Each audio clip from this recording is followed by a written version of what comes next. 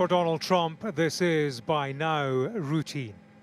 The early morning court run, this to a civil case in Lower Manhattan. A cavalcade towards a court appearance and, in part, his part, a campaign rally. We'll win the election and we'll make America great again. That's what we're going to do. We're going to make America great again. But we have to take away from the thugs that we deal with and the horrible people that actually must hate our country to do this. Here, a judge has already found him liable for inflating the value of assets to get favourable terms on bank loans and insurance premiums. The decision here is on Trump's punishment. I do. In a pre-trial appearance, he'd been a reluctant witness. I decline to answer the question. Same answer. Same answer. Same answer.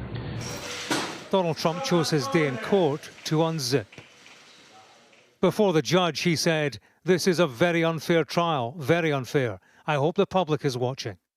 The judge, Arthur Engeron, irritated by Trump's lengthy, indirect answers, at one point told his lawyers, "I beseech you to control him if you can. If you can't, I will.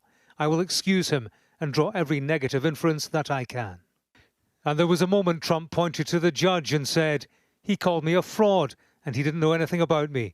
The fraud is on the court, not on me." Thoughts of the White House and a Trump return were threaded through his day in court.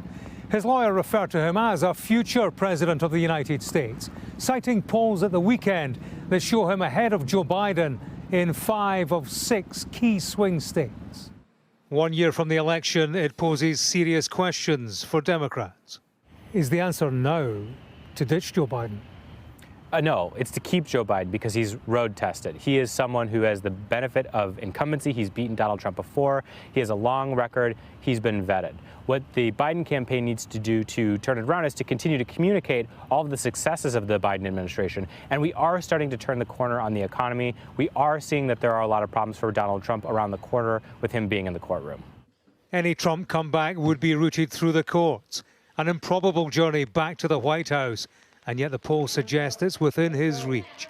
So far, and yet so near. James Matthews, Sky News, in Washington.